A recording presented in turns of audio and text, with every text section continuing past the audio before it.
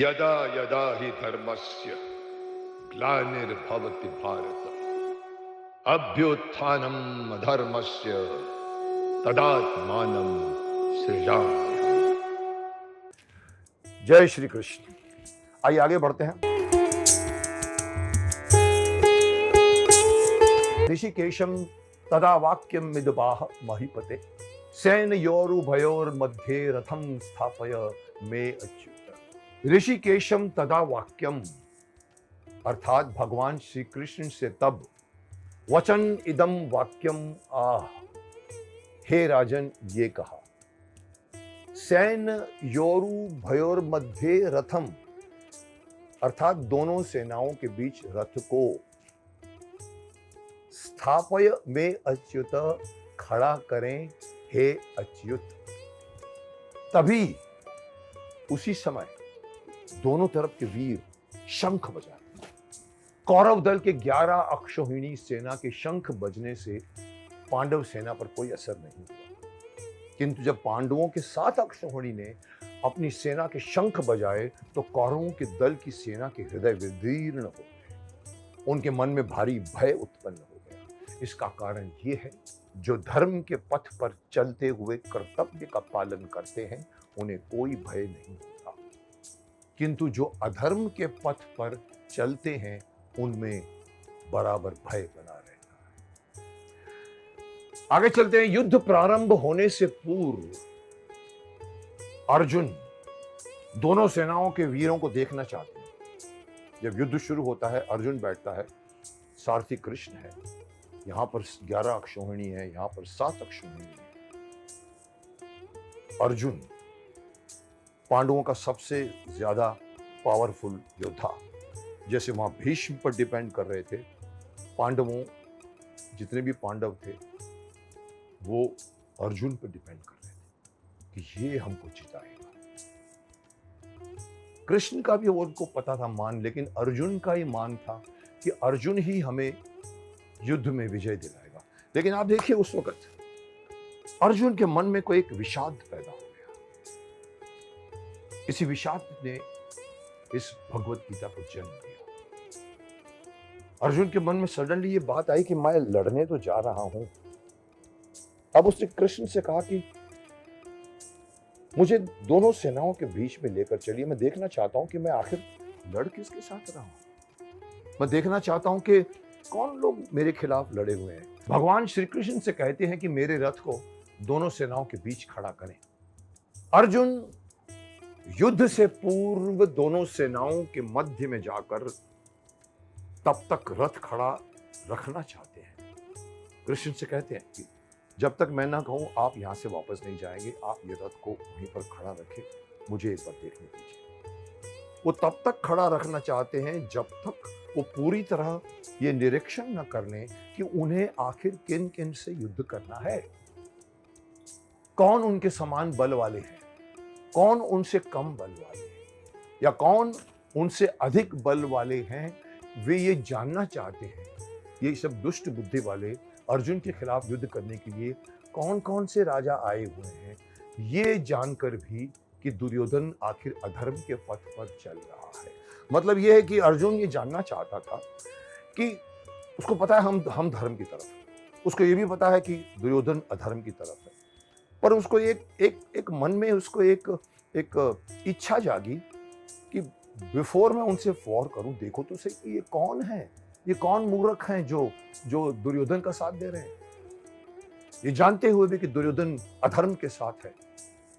फिर वो भी देखना चाहता है कि किसके पास बल कितना है, कौन बल में ज्यादा है, कौन बल में कम है, और कौन मुझसे लड़ेगा, कहां से लोग आए हैं। वो देखने के लिए उसने कृष्ण से कहा, मेरे रथ को आप दोनों सेनाओं के बीच में रख दो और तब तक न हटाओ जब तक मैं पूरी तरह से निरीक्षण न करूं। वो देखना चाहते थे कि दुर्योधन का साथ देने के लिए आज कौन कौन से राजा उपस्थित हैं। फिर श्री कृष्ण जब उस रथ को लेकर आते हैं तो कहते हैं कि चलो मैं तो लेकर आया, अब युद्ध की इच्छा वाले कुरुवंशियों को देख लो। ये बात तो बहुत सिंपल सी थी कि आप देख लो। अर्जुन ने भी देखा, लेकिन अर्जुन कंफ्यूज हो गया। और उसको लगा कि सगे संबंधियों को, उसने देखा सब जगह उसके सगे संबंधी है, कोई नाना है, कोई चाचा है, कोई फूफा है, कोई पितामह है, कोई गुरु है। तो उसने, अर्जुन ने देखा कि कुरुवंशियों के सारे लोग जो मेरे आगे खड़े हैं वो ऑलमोस्ट सभी मेरे संबंधी हैं। अब उनको देखकर अर्जुन आया तो था सिर्फ देखने के लिए कि कौन से मूर्ख हैं। मुझे वो देखते हैं, अरे ये तो मेरे मामा है, अरे ये तो मेरे चाचा है, अरे ये तो मेरे पितामह है, अरे ये तो मेरे गुरु हैं, ये तो मेरे कुल गुरु हैं।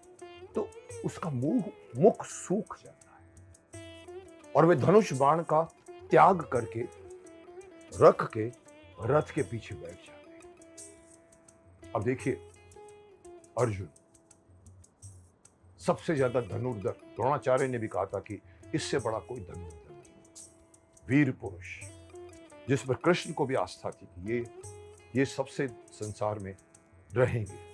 तो अर्जुन वीर पुरुष तो थे ही, इसमें कोई किंचित मात्र शंका नहीं थी, किंतु मोह, अपने सगे संबंधियों को सामने देखकर उनके मन में मोह उत्पन्न हो गया।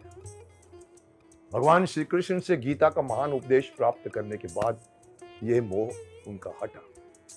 अब देखिए इस वक्त, अब आप देखिए कि क्या हुआ होगा। कभी आपने इमेजिन किया है ये बात जो लगती है हमें कि रियल लाइफ में ये पॉसिबल नहीं है।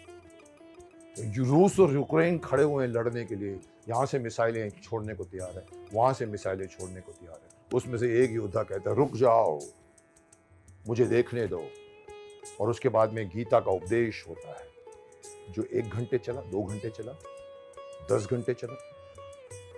सब वेट करते रह गए। मुझे तो याद है उसका एक वाक्य था, पितामह कहते हैं, द्रोणाचार्य से कहते हैं, बोलता है कि वहां जो कुछ भी घट रहा है, हे वायुदेव, वो बोलते हैं पवन के झोंके से उसका एक भी शब्द अगर मेरे कान में आ जाए तो मेरा जिंदगी जो है, मेरा वो जीवन धन्य हो जाएगा। उन्हें पता है कि यहाँ पर जो कुछ भी बोला जा रहा है, उसको पता था कि श्री कृष्ण यहाँ पर ज्ञान दे रहे हैं, लेकिन वो लोग ऐसे खड़े थे किसी को सुनाई नहीं दे रहा था, लेकिन उनको रुकना पड़ा, जो आज की लड़ाई में शायद पॉसिबल नहीं है। पर उस जमाने में लड़ाई जो होती थी वो रूल्स के हिसाब से होती थी। संध्या में सूर्य अस्त के बाद कोई अस्त्र नहीं चलाएगा, उसके भी नियम थे। तो उसके नियम में ये है कि जब तक दोनों सेनाएं शंख नहीं बजाएंगी तब तक आप वॉर शुरू नहीं कहते। जैसे आपने देखा होगा फिल्मों में आक्रमण बोलते हैं, जैसे महाभारत में हमने किया, आक्रमण अभी तक नहीं आया है। तो कैसे रुक गए सब लोग? या श्री कृष्ण भगवान ने ऐसी माया प्रकट की कि सब लोग स्टिल हो गए। एक चैनल ने तो इसको दिखाने की अपनी अलग से कोशिश की थी, जो मुझे शायद पसंद नहीं आई। उन्होंने यही सीन को दिखाने में उन्होंने बताया था कि अर्जुन और श्री कृष्ण बात कर रहे हैं और पीछे जितनी बैकड्रॉप में सेना है सब फ्रीज हो गए। कोई ऐसा है तो ऐसा देखिए। तो उसका जो इंटरप्रिटेशन था कि श्री कृष्ण भगवान ने सब कुछ स्टिल कर दिया था, जैसे हम लोग गेम खेलते हैं स्टॉप, तो लोग ऐसे रुक जाते हैं, ऐसा नहीं।